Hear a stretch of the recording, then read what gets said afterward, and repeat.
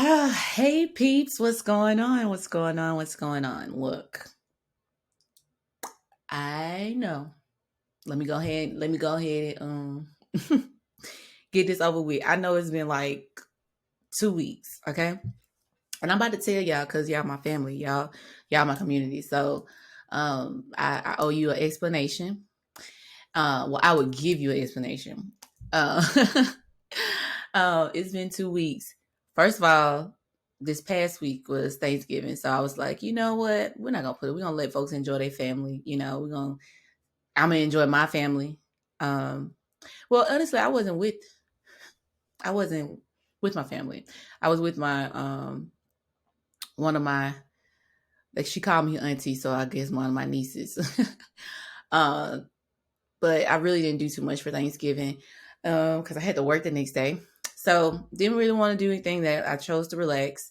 But the week before that, child, uh, listen, I don't know about you guys, but my immune system does not like it when all this stuff going on, like the weather changing abruptly. Like I live in the South. Like I told y'all, I'm from Alabama. I live in the South, and Alabama weather since I've been in college has been ignorant. Like it's just real disrespectful. Like it does what it wants to do, when it wants to do it, and how it wants to do it. And so my body really just don't like quick adjustments like that. Like my body be like, girl, you've been putting me through a lot. Let me put you down. And so that's where I was. I was down.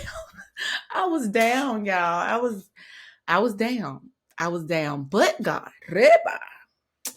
Yeah, I feel much better now. It did actually take those 2 weeks for me to kind of fully recover. I still got a little clearing of throat, so if I do that a couple times during this episode, mind your business.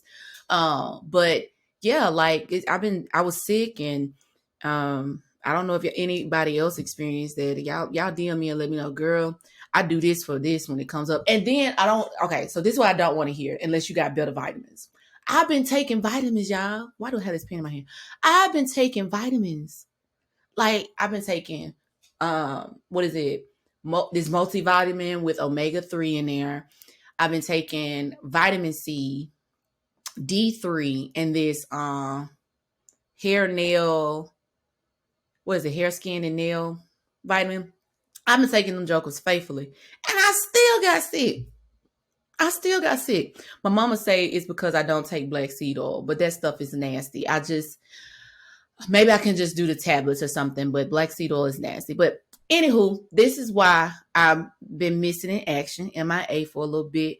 Some of you guys DM me. Some of you guys, some of my folks even text me, was like, so we missing 2 episodes. I was like, not y'all counting, but I appreciate that because that lets me know that you guys are enjoying the content, you're enjoying the conversation, and I appreciate y'all. I really appreciate the support. So, with that being said, I want to do something, start something a little different. I want to shout you guys out. I want to shout the supporters out. Especially your businesses. This is nothing like when I see you and I see what you're doing or whatever, I'm not, I just want to shout you out because it's a lot of great things that's happening amongst us that I'm seeing on social media that they don't get the quote unquote clout that they should be getting. But the first one has to go to my sister, Kendall's Dreadheads. Y'all, I am super proud of Kendall. I'm super proud of her. She has an event coming up. She's going to be teaching different ways how to lock health and all the stuff like that. And I know a lot of people in the hair industry. Mind you, I'm a natural. I love being natural. If you're not seeing me on the YouTube, y'all, I'm rocking my fro today. But she's a loctician, and she's been an official loctician for at least 3 or 4 years now. But I know she's been doing locks for a while now, and she has gone just blown my mind with how professional she is. She get that from me. She get that from me. I gotta claim everything. She get that from me. But y'all, she is so talented, and she has an event coming up on December 18th. in Birmingham, Alabama. And so if you guys are looking for, if you guys just so happen to be interested in locks or learning about locks, y'all should definitely follow her at Kendall's Dreadheads. But the way to get to that, get in that class is kendallsdreadheads.com. Y'all, I'm going to be there. Like, I ain't got no shame in my game. I'm just interested in the craft. Like, I'm going to be there, but I'm also she's going to probably put me to work. So, interested in that, do that. But yeah, follow her because she has some amazing content too. So all in all, y'all, the last thing we left off was we was talking about Joshua and being bold and courageous. And we were talking about what were we talking about, y'all? Yeah, being bold and courageous. That was Joshua, the first chapter, right? And so, of course, I'm a little further down, but I had to talk about this one because this subject is something that I'm gonna say I'm gonna say I because I don't want to say we. I'm gonna say I'm gonna tell myself this subject is something that I didn't think I was necessarily good at, and I felt like I was always having to give in to things. But after reading the second chapter of Joshua, y'all, this is gonna be bomb. Like this, I'm just gonna let you know this is about to be bomb. Okay. And pause. Let me say, I know finna be is not a word. If my auntie listens to this, she's probably gonna cuss. She probably gonna cuss, and it's okay. But finna be has been in my vocabulary since a young child. I know how to twitch it up, turn it out, but I'm comfortable with y'all. So I need you, might not go correct somebody else or get your own podcast and speak how you want to speak. That's where we are. That's where we are with it. Okay. So if I say something that's not English, just accept who I am. This is my business. Okay. So we were talking about Joshua 1 and how God ordained him, like literally the first thing he told him, instructed him to do was to be bold and courageous, right? And I'm seeing as I'm reading, and I'm reading the NLT version, which is, I love it because it's almost like I can see the stuff happening. I don't know about y'all, but I'm a visual person. And so I like to see the stuff happening and interchanging and going through it, whatever. And it got to make sense to me. Sometimes the these and thous miss me. Like I'm miss me on that. Okay. Lord, I love you, but I need complete English. Okay. And in the NLT version, it does that for me. Okay. So I've been reading that, and the first chapter we talk about being bold and courageous. So that was the foundation that Joshua needed to be the leader after Moses, right? He was following the greatness of Moses. This is already good. He was following the greatness of Moses. So he needed to understand that he was great, period. Right? That he was great, that he didn't need Moses to be great. He just needed God and God's instruction. And if you're following along with me in Joshua, you will understand why that had to be first, why that conversation had to be first, because it grew as he obeyed. Y'all, I hope y'all hear me.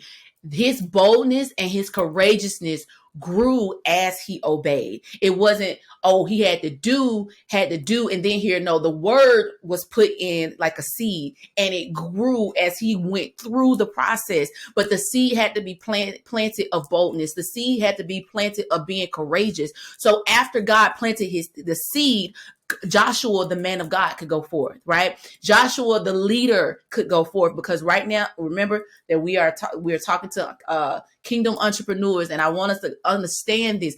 Joshua was a regular man. Joshua was a leader. Joshua was somebody that grew up and came up after somebody great, right? And so his mind was probably wondering, like, okay, God, how am I going to do this without? Whew. Y'all, how am I going to be able to do this without the person that has guided me? Right. And so this even drew Joshua closer to God, even when he became frustrated, even when he had questions. He expected God to do what he said. And when it didn't happen, he went back to God in boldness and in courageousness to complete the task, to get an understanding. Y'all, this not even my, y'all. This is not what I'm even about to talk about, but this is good to me. So this is just a recap of the last, where we left off last, y'all. If you did not listen to that episode, you might want to go back. But y'all, Joshua, reading this book has really, really been blessing me. So, excuse me, the second chapter, y'all. So if you don't understand the story and who Joshua was, let me backtrack a little bit. So Moses freed the Israelites, got them through, delivered them from Israel, right, or Egypt, right. And so when they disobeyed God, and then they were whining, complaining, and stuff like that, they got stuck in the wilderness, right, for 40 years.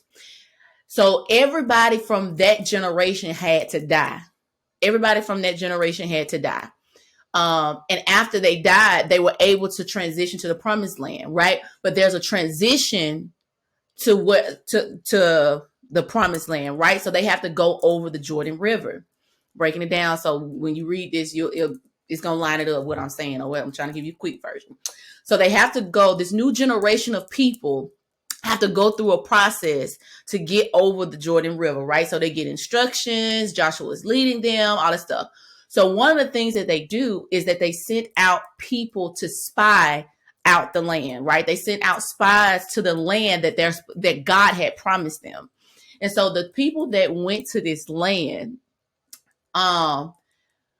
these people, first of all, the non-Israelites, it's easier for me to say this, the non-Israelites, the land that's about to be captured by the Israelites, they understand and have knowledge. They are well endowed on what has happened with the Israelites over these 40 years, right? And so they know about the parting of the Red Sea. They know about what happened to Egypt. They know and have understanding. So, because people be talking. They didn't have social media back then, but people be talking. So they was talking, and they found out about everything that God had done for them so that they could be delivered, right? So stories are circulating, and they are in fear of the Israelites because they know that God is with them. Y'all, I'm already teaching. I hope y'all got y'all ears open.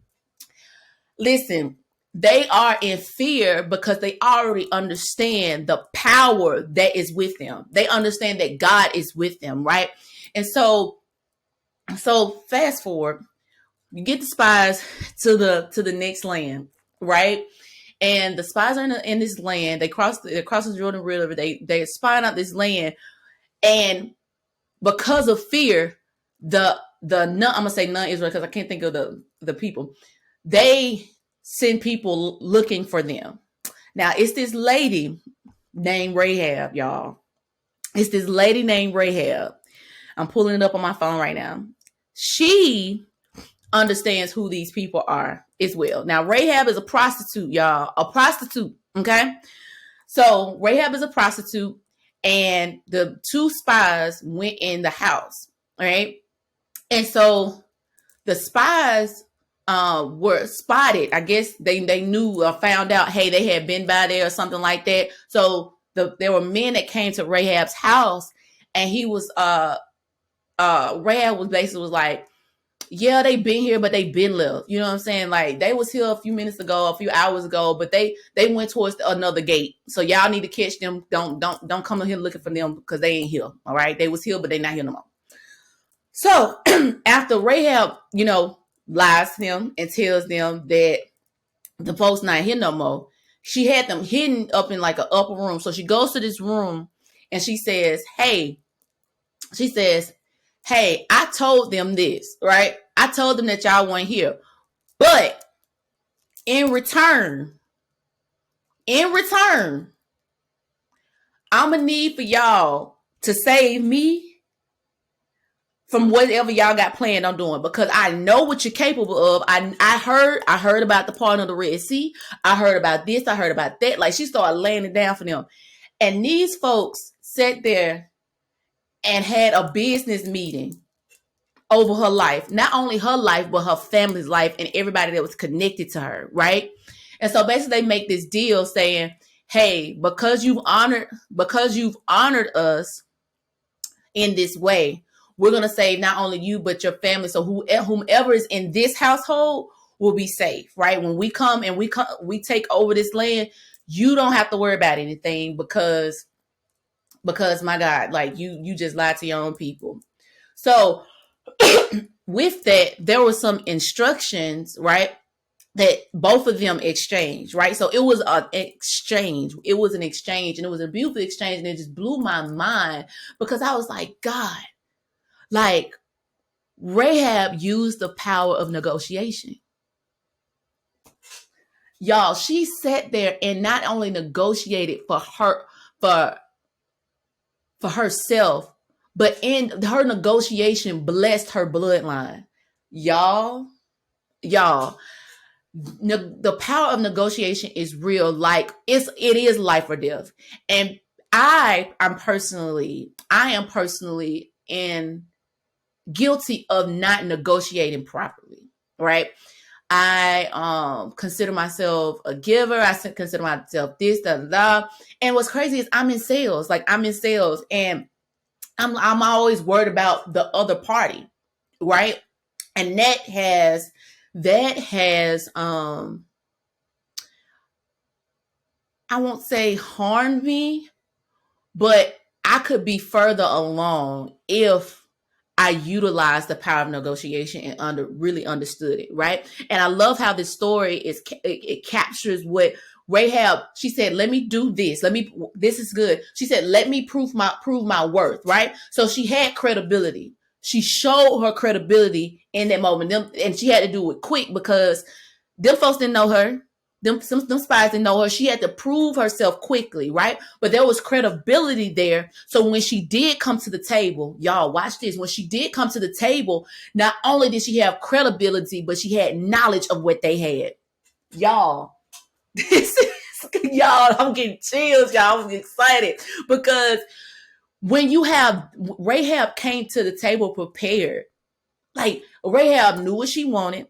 She knew what the other side of the table had, and then she was able to follow the instructions or of the agreement. Watch this. So the instructions were like, I think she had to leave like a red scarf or whatever, something out the window to let the people of God know, or let the Israelites know that, hey, y'all not touching this house. This house is our limit, and whoever is in the house, they said, hey, whoever is in this house is going to be protected. So get whoever you want and hide them here for as long as it needs, because when we come, we coming. Ain't no warning. Ain't no this is your warning right now. So hide them in the house, put this scarf and keep this scarf outside. But if you lie to us, if this is a front and we end up captured and stuff like that, oh, you burn down with everybody else, right? And Rahab said, yes, you ain't got to worry about that. I'm gonna do what y'all say or whatever. Just make sure that y'all keep y'all word. Y'all go. I mean, like she came boldness even in her fear, y'all. Even in her fear, I could have only imagined to know that, oh, you got a God that is parting the water. You got a God that's part of water? No, I'm trying to be on y'all team. Like I'm trying to, I don't identify as an Israelite. Watch this. I don't identify as an Israelite. I don't identify with anything other than what I identify as. But I know where it works. Yeah. And if y'all God parting Red Seas, I ain't really trying to. I ain't really trying to stay with my people and get murked out here. So I'm finna go ahead, settle up with y'all, and call it a day. And when I read that, I just could not believe the intelligence that she had. Like when growing up, I've only heard Rahab being like a prostitute or whatever, and she's the prostitute that saved the spies. No, she was a businesswoman, baby. Okay, I don't care what none of y'all say. Rahab was out here signing agreements. Okay, and they try to act like women in business. That women in the Bible's been handling their business. We can, if I had time, I would go down the list. I would just go down the list of women that was handling their business. But Rahab was one of them. And so what it did for me was, it's like, okay, let me take this to my excuse me. Let me take this to my my time, right? Let me make this personal for me. So I need to prove myself, right? A lot of us sometimes we don't want to prove ourselves. We just because we know that we good, y'all. Because we know that we're good, we settle in that. No, boo. No. No, no, no, no. One thing I got a coach, and I'm not in graphic design, but he is. Y'all, first of all, let me go ahead and plug this. High Value Designer. I think that's what it's called. The podcast is called High Value Designer by Marshall Fox. Y'all, if y'all not following him, y'all need to follow him because he is the GOAT. He's the GOAT for real. Like, here it is. High Value Designer. I don't know if y'all can see that on the YouTube. Oh, don't start playing. Don't start playing. Here he is. Let's see. Y'all see that? Y'all see that face? If y'all see a big cheese in person, oh yeah, y'all need to listen. Y'all need to listen to him because he's just real. He's just real. So shout out to Coach Marshall. But it's one thing that he said that he did when he was coming up in the game of graphic designing and doing the websites and stuff like that. He did a website pro bono, like he rebranded this lady. This lady had so many followers. I can't even remember the lady's name right now, but the story is actually on his website. So if y'all want to go look at, I can't think of the website. Y'all, if y'all go to the web, to the high value designer, y'all see it. But basically, like, he did this project and he reached out to the lady and say, hey, this is who I am. This is what I do. And boom, like, she accepted it. He recorded it. And he said that from that moment, he started getting speakers, and that's who his clientele is. That's his niche. But he started getting all these people, all these speakers that were interested in him now because he had credibility. Y'all, you can't negotiate without credibility. Like, it's, what do you bring to the table? Y'all, oh my gosh, let me not say that. Okay, let me say a little bit of it. So I was so embarrassed one time going to a negotiation table.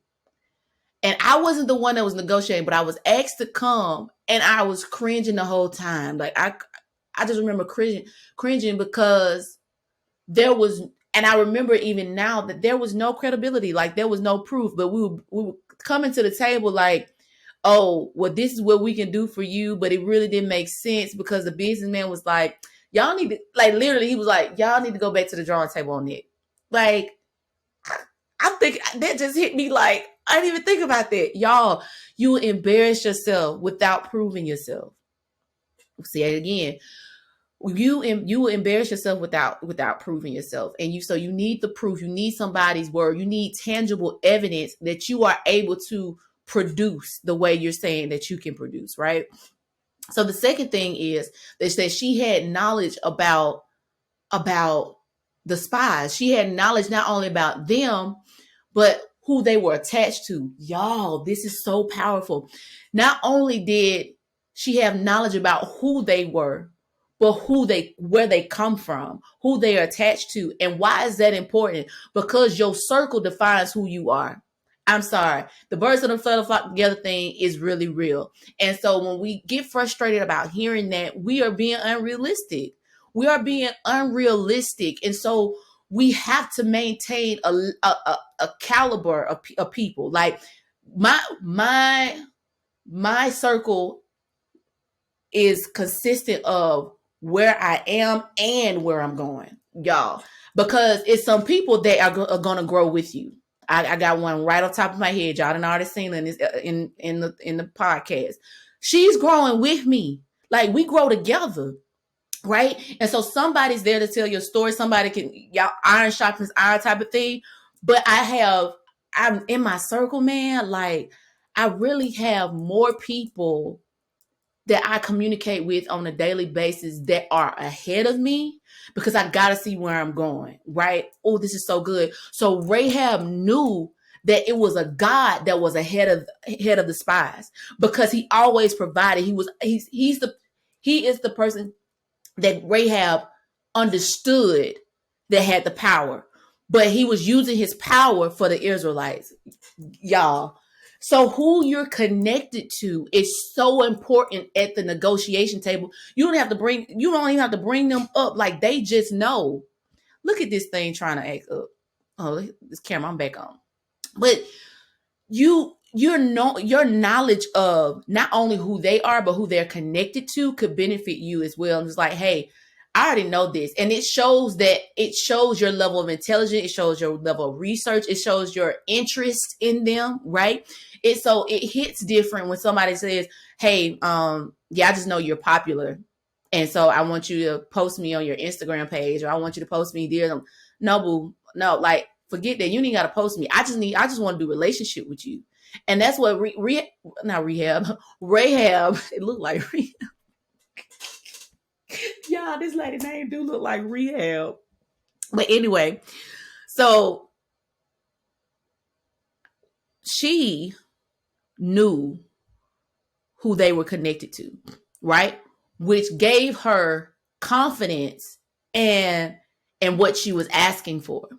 A lot of times we lose in a negotiation, or I won't say even lose, but we dummy down in negotiation is because the lack of knowledge. The knowledge is power. Like, knowledge is power. Knowledge, and then her knowledge of them and who they were connected to made them bold about her. How does that work? If I go to the CEO of my company, right? Not even the CEO. Let's say my general manager of my territory, right? And I say, hey, I know you like tennis shoes, and I know you like this, and I know you're connected to this person. I know you used to do this.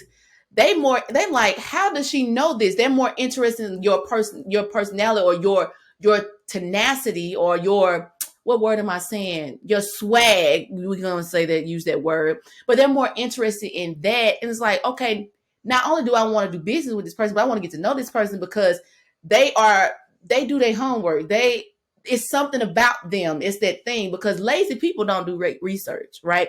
Lazy people, only want what they want for themselves. Lazy people don't understand the beauty in relationship, right? And negotiation can really start some great relationships. The industry that I'm in, like, we negotiate prices, we negotiate, with the product that they're getting. We say, hey, this is what I can do for you. This is how both of us can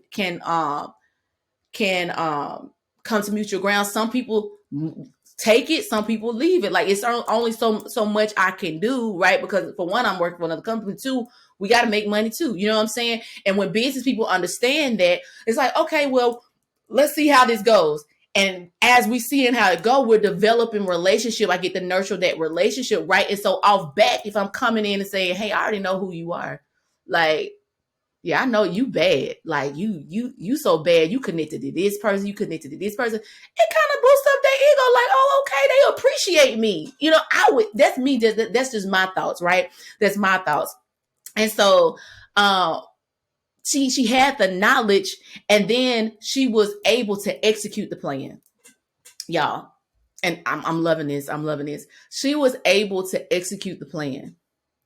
And so we have to remember that in negotiation, the negotiation doesn't really stop until your work and your word is proven, right? And so, because thank you, Holy Spirit, even in my the business that I'm part of right now, my 9 to 5, if either one of us are not doing that part, we have a way out. We have a way out. So you, like, a month, 2 months, 3 months, there is a way out of what we discussed, because you're not showing up. Because you're not executing the plan.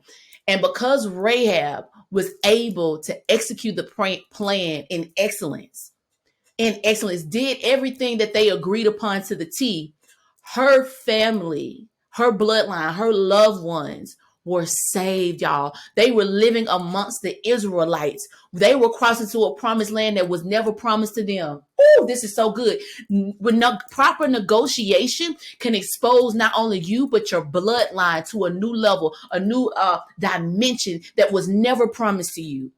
only because you obeyed and honored who they were connected to. Y'all, I hope you're getting this.